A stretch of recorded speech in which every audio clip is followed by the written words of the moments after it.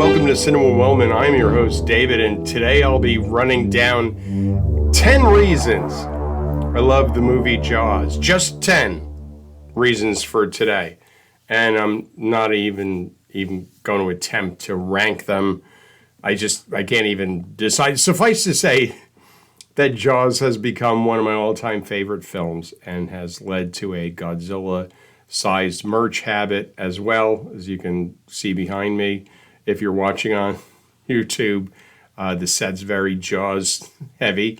Let's jump right into the water and begin from the beginning. Here are the reasons why I love Jaws. Number one, and we're not going to rank them, my personal connection.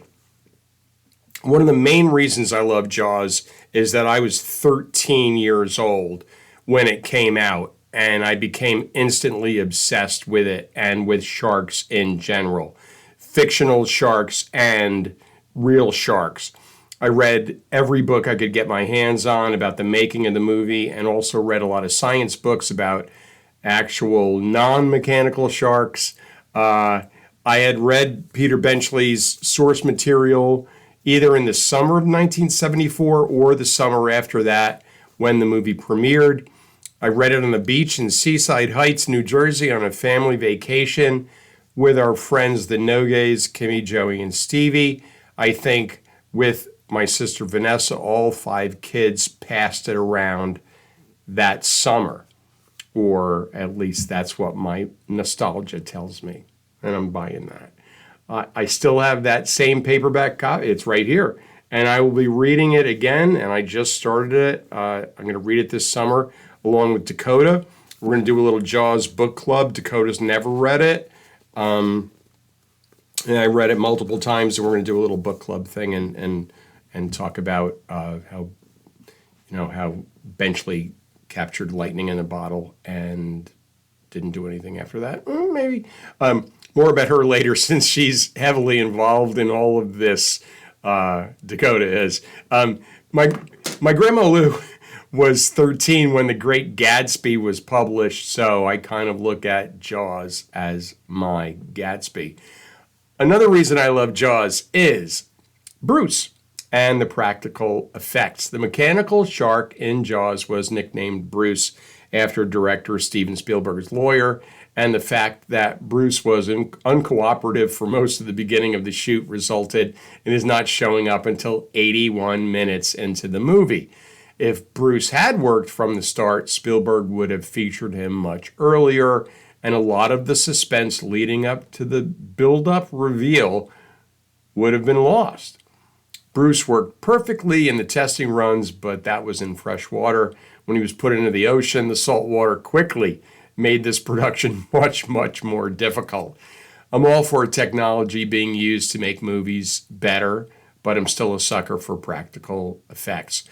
Bruce may look cheesy and fake to 2025 movie fans, but he certainly looked real and terrifying in 1975. Another reason I love Jaws is stunning images and cinematography. Bill Butler shot Jaws.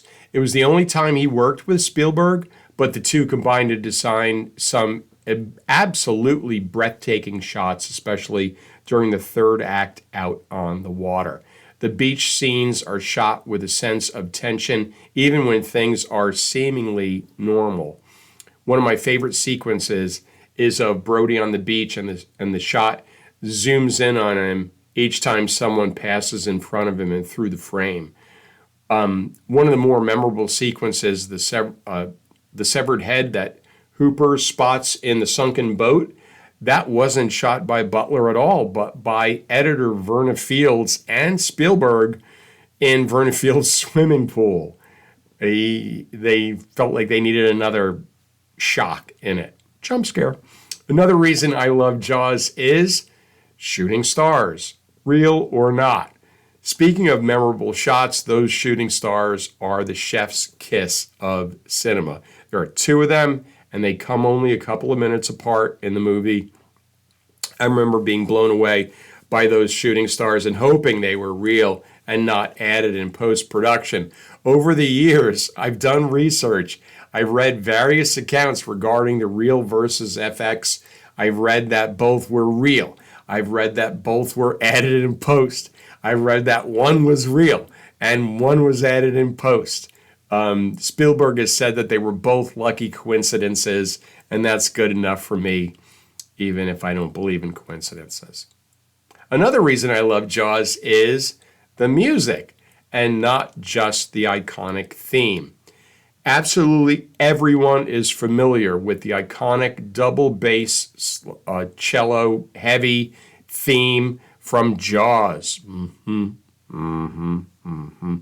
I'm using Andy's version of that for this episode. And that theme is definitely one of the reasons why I love the movie. But John Williams' score is so much more than that famous theme. The music throughout the film is absolutely tremendous and fits perfectly no matter what the mood of the scene may be. Spielberg himself would probably be the first to tell you that the reason he is considered to be one of the greatest directors in film history is that John Williams scored 29 of his films for him. 29. Whether it's light, frolicking music to accompany the arrival of the summer crowds, or people safely enjoying the beach, or the deep, sinister tones of Bruce on the prowl, Williams hits each note perfectly. I also admired how Williams and Spielberg let Quint begin his tale of the USS Indianapolis without the score before slowly and quietly adding it to the tale. It was masterful. Another reason I love Jaws is it was shot on the ocean. There is no doubt that Jaws would not be Jaws if it was shot in the tank at Universal. Young, green Steven Spielberg knew this and insisted it be shot on the ocean to make it look more authentic. That decision, of course, led to Bruce malfunctioning and other production issues, but I have a feeling this movie wouldn't have the impact it has had on film history if it had been shot in the tank. Spielberg and cinematographer Bill Butler also shot quite a bit of the film at water level to give the viewer the illusion that they themselves were in the water. I've seen a ton of ocean movies shot in tanks, and most of them look like ocean movies shot in a tank. Gotta love Spielberg and his stubbornness. Another reason I love Jaws is the Power Trio cast. The poster certainly has an order to the cast. Robert Shaw, Roy Scheider, Richard Dreyfuss, but in my mind, they will always be equally billed. Adding to all the technical problems on set plaguing Spielberg was the fact that Shaw and Dreyfuss absolutely hated one another. I'm sure that tension helped make the shoot miserable, but it certainly came across on film and added to the performances. There are times the two are angry and arguing, and you can tell that they really, truly, they were not acting at all. One account tells the story of Dreyfuss not having to work the day that Quint's death scene was shot, but he showed up anyway and early to make sure he watched Shaw get eaten by the shark. And the middle of it all was the stoic Chief Brody, played by the great Roy Scheider, who always has and always will remind me of my father.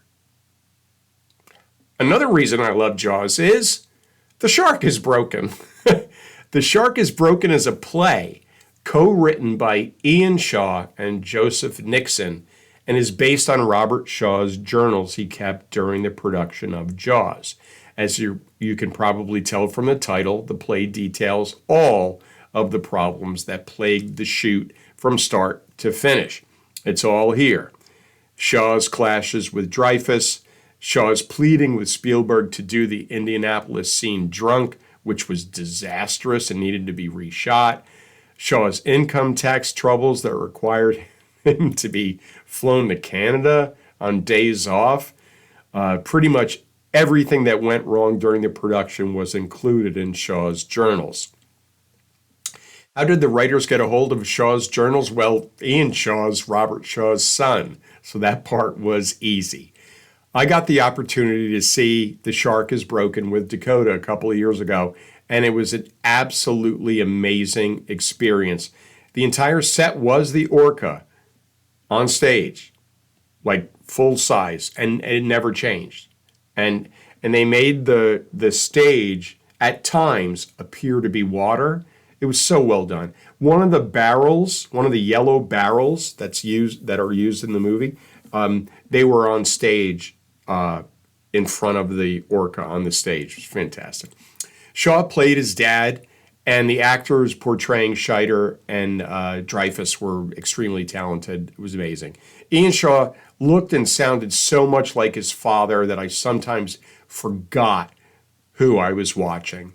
Thank you, Dakota, for enabling my Jaws problem over the years by taking me to this play and the next adventure, which is another reason I love Jaws, and that is seeing it with a live orchestra. I already talked about how important the score is to this film and how the music seems to be perfectly fit with whatever visuals Spielberg is throwing at you throughout.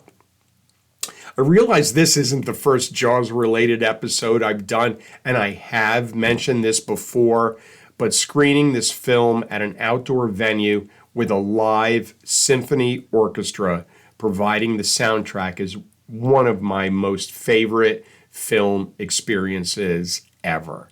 I loved that when the musicians had a break, they were as riveted to the movie as much as the people in the crowd were riveted to the movie. I know they do this with a lot of different movies, so if you ever get a chance to see something like this, jump at the chance. It doesn't have to be Jaws. They do it for Star Wars. They do it for some of the Harry Potter movies. It's just amazing, and it makes you, it's a really fun experience that makes you feel like you're part of behind the scenes crew because it's being done live in front of you. And it's just amazing.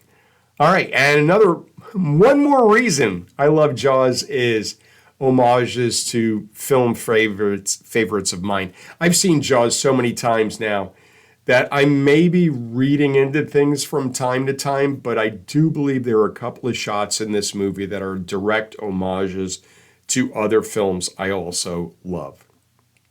When the orca is leaving port, Spielberg shoots it through a window and a set of shark's jaws at Quint's place, evoking the no trespassing shot and nightclub window shot in Orson Welles' masterpiece Citizen Kane. Later on, during the calm before the storm on the orca, while trying to hook the shark, Quint looks at the reel slowly clicking and anticipates something is up. Just before the fish takes off and the chase begins, Quint locks himself in with his harness, anticipating the violent ride about to begin. This reminded me of the driver of the Charger in Bullitt, who buckles his seatbelt right before embarking on that iconic cinematic chase. Then again, as I always say, I could be wrong. Well, that is a wrap from here at Cinema Wellman as we fawn all over one of our all-time favorite movies on its 50th birthday. What better time? We hope you're back with us next time when we take a look at more shark movies, maybe? Who knows? Until then, whatever it is, we hope you're with us. And until then, take care.